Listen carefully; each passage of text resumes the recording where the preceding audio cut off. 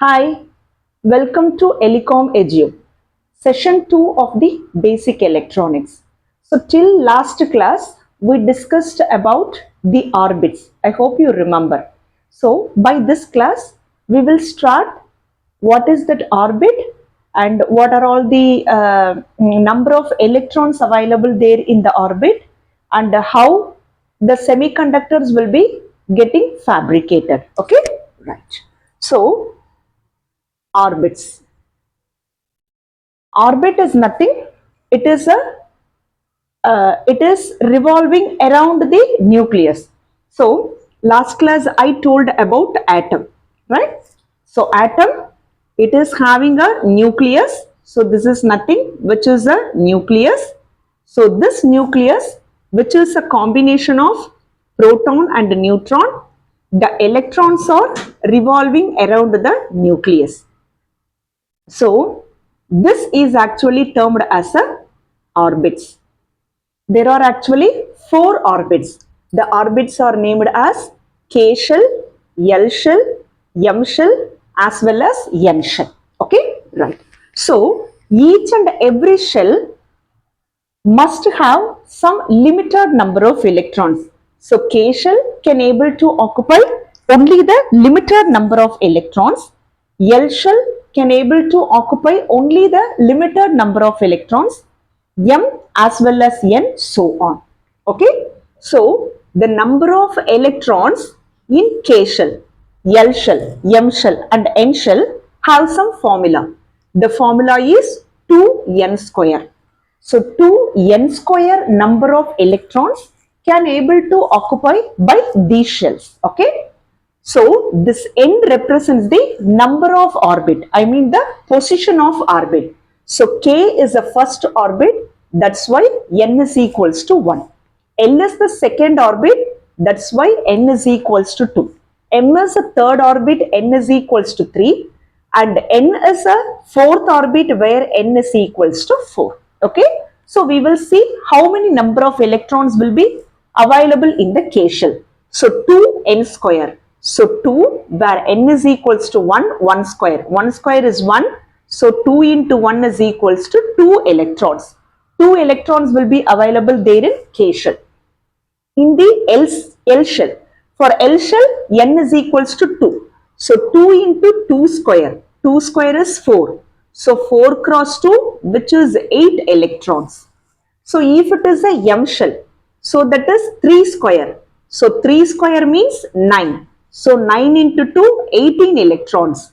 So n is equals to 4.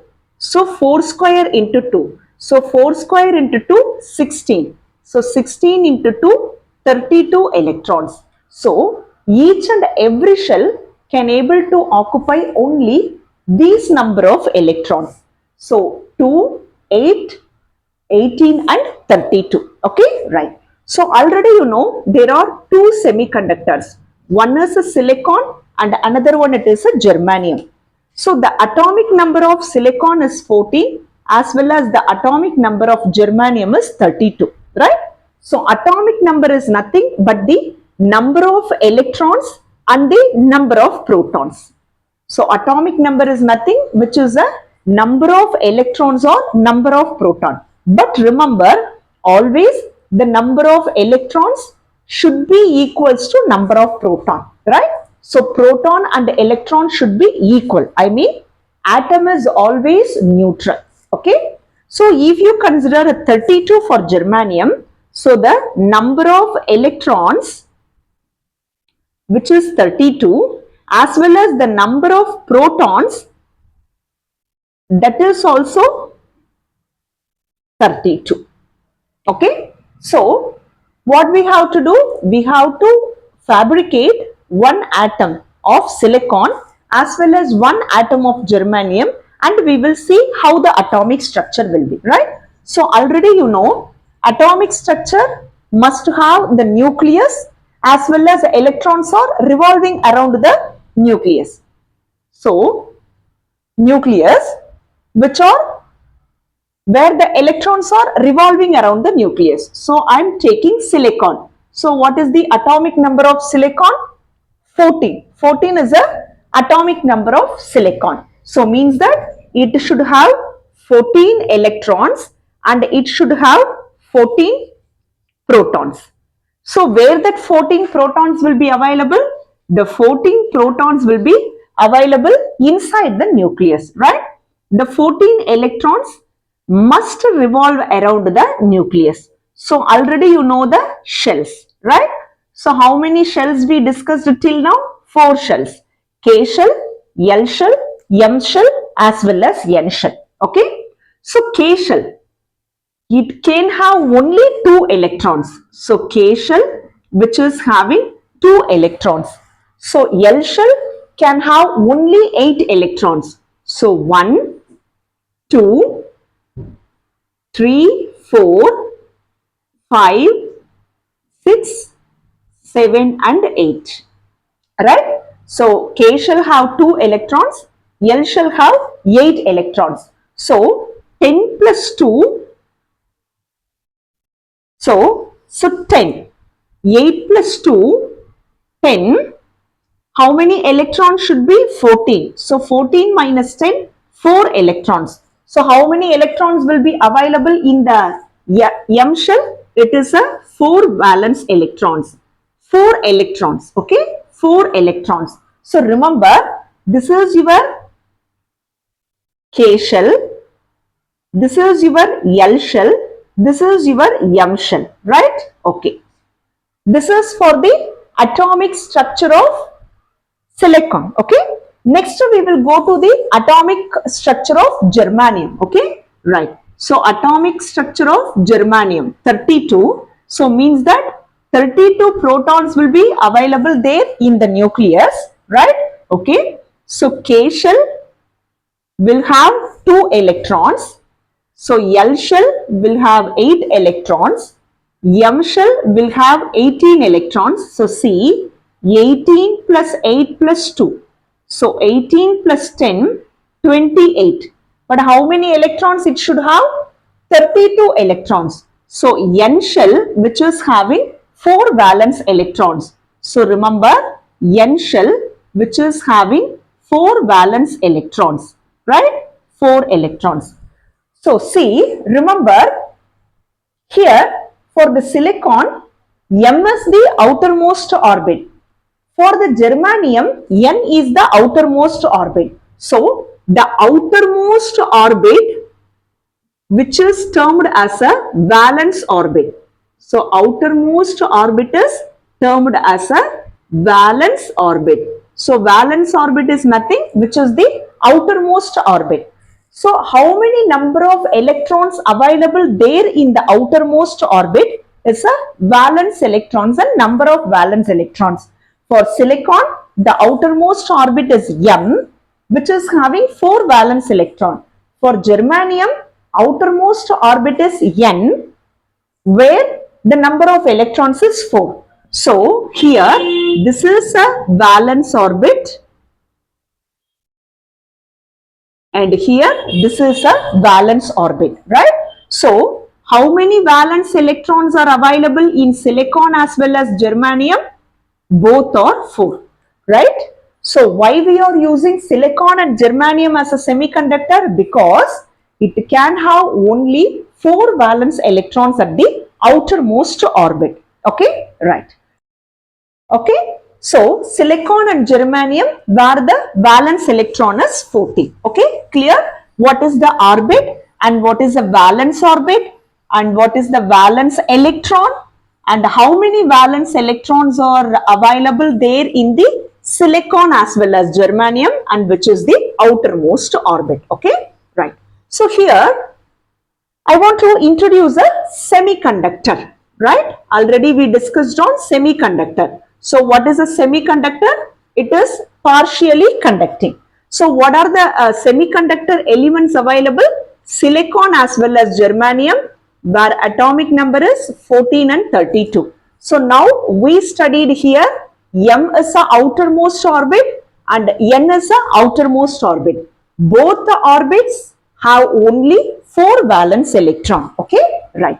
So this semiconductor which is of 2 types actually, right? One is a intrinsic semiconductor and another one it is a extrinsic semiconductor, right? Intrinsic semiconductor as well as extrinsic semiconductor, okay? So intrinsic semiconductor, which is the purest form of semiconductor, and extrinsic semiconductor, which is the impure form of the semiconductor, okay? Right. So if it is an intrinsic semiconductor, you can directly take silicon as well as germanium. Next is an extrinsic semiconductor, okay? Right. So already I said intrinsic semiconductor. What is the intrinsic semiconductor? It is a pure semiconductor. So extrinsic semiconductor is a impure semiconductor. Intrinsic semiconductor will never helpful to make any electron devices. Only we have to use an extrinsic semiconductor, okay? So extrinsic semiconductor, which is nothing, the addition of impurities with the pure semiconductor, that is your extrinsic semiconductor. So this process we used to call as doping. So doping is nothing which is a addition of impurities. So to the purest semiconductor, it may be silicon or else it may be the germanium, we are going to add some impurities the way it fabricated as an extrinsic semiconductor, and this particular process we used to call it as a doping, right? So technically if you want to say, impurities are also called as dopants or dopants. So dopants or dopants. So we can call this impurity as so, right? Okay. So now we will see what may be these impurities and what we are adding and what the resultant will comes on. Okay, right. So now I will take the pure semiconductor, right? So what is my pure semiconductor? Silicon is my pure semiconductor. You already know the atomic number is 14 and 4 valence electrons will be available at the outermost orbit. So you have to consider only this. Okay, right. So I am taking silicon. So for this silicon, my outermost orbit is M and this orbit is having only 4 valence electrons. Okay. So this is a pure semiconductor. I mean it is my intrinsic semiconductor. So what is a doping? Addition of impurities. So you have to add some impurities, right? So while coming into the impurities, there are actually two types of impurities. So one impurity is pentavalent impurity and another one impurity is trivalent impurity.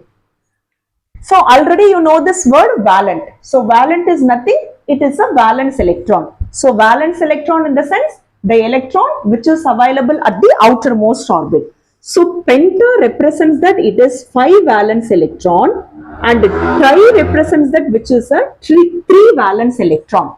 So either you can use a pentavalent as impurity, otherwise we can use a trivalent as a impurity. We will see what will happen. Okay.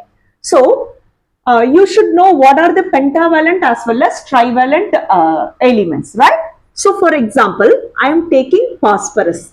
Okay. Phosphorus, arsenic, antimony, bismuth, these are the pentavalent impurity. So for example, I am taking phosphorus. You can take phosphorus, arsenic, antimony, bismuth, you can take anything. Okay. So I am taking phosphorus. Okay. What is the valence electron of the phosphorus? 5. Right? Okay. So it is a 5. E minus, E minus, E minus as well as E minus and E minus. So 5 valence electrons are available. Okay. So electron and electron can become a bond. One electron can bonded with the another electron. So this bond used to call it as a covalent bond. Right? So covalent bond is nothing, the electron which is getting bonded with one more electron. Okay, one element of electron bonded with another element of electron. See, this electron bonded here and this electron of silicon and phosphorus is bonded. This electron of silicon as well as phosphorus is bonded. This electron of silicon and phosphorus is bonded. See, In the impurity, one electron is left, right? This is your impurity. So in the impurity, one electron is left, right? So one electron is excess here. So if you are adding one impurity with the purest form of silicon, one electron is excess, right? If you are adding two phosphorus, two electron will be excess. So like that, the electron will be more here. So what is more here? Electron will be more here, okay? Like that same. We will go to the trivalent impurity, okay? So I am considering germanium. Already you know germanium, which is having a 4 valence electrons because it is a purest form of semiconductor. It is getting added with the trivalent impurity, right? So boron is a kind of trivalent element, okay? Right. Okay, so I am taking boron, right? So the boron, which is having 3 valence electrons. So boron is having 3 valence electron. Already you know what will happen? Covalent bond will happen. So electron and electron will be covalent bonded. So germanium electron bonded with boron electron 1, boron electron 2, as well as boron electron 3, right? Now see, in the impure semiconductor, there is no electron get bonded with the purest form of semiconductor. So here we used to call it as a hole. Okay, what we used to call? We used to call it as a hole, right? So hole is nothing which is a positive charged particle. So electron, which is a negatively charged particles, proton, which is a positively charged particle. So if we are adding one trivalent impurity, one hole is created. If you are adding two holes will be created. So like that, if that particular element should have more holes, if the particular element need to generate more holes, you have to add trivalent impurity, right?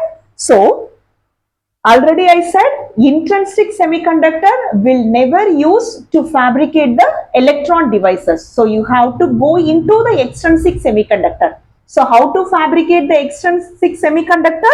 By adding either the pentavalent impurity or trivalent impurity to the purest form of semiconductor. If you are adding pentavalent impurity, electrons will be more. If you are adding trivalent impurity, holes will be more. Right? Okay. So now you have a clear picture of what is intrinsic semiconductor, what is extrinsic semiconductor, and why we should do in that particular way. Now you have clear on this extrinsic semiconductor. Okay, right. So extrinsic semiconductor. So the extrinsic semiconductor, one is because of the pentavalent impurity and another one is because of the trivalent impurity. So if it is a pentavalent impurity, what is happening? Silicon getting added with 5 valence electron. The result is electrons more. Next is a trivalent impurity, where either you are using the silicon or germanium as an intrinsic semiconductor and trivalent materials are getting added, trivalent element are getting added where holes are more, right?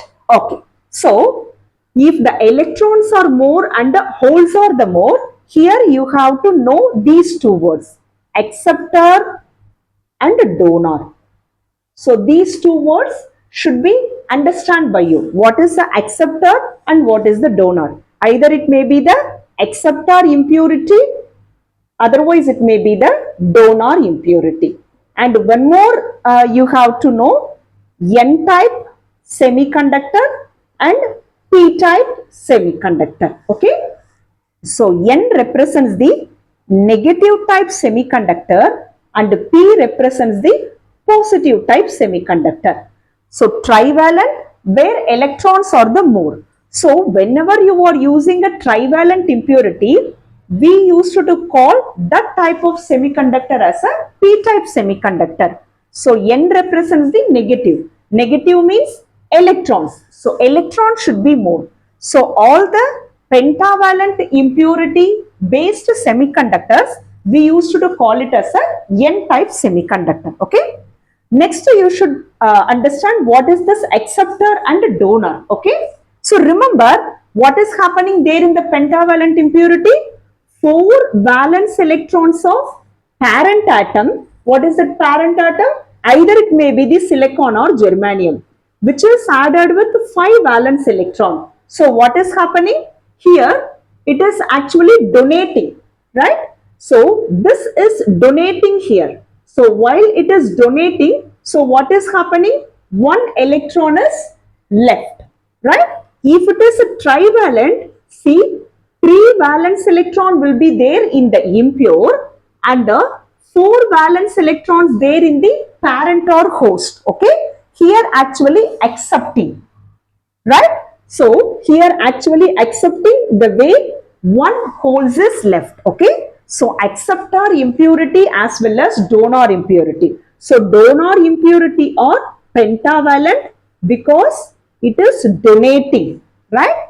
So acceptor impurity or trivalent because it is accepting, right? So this also should remember while studying, otherwise answering for your multi-choices question. Okay, so till this we studied what is the orbit, how the number of electrons are arranged in orbit, how can you fabricate the extrinsic semiconductor, and what kind of impurity should be added, and what is acceptor impurity as well as donor impurity.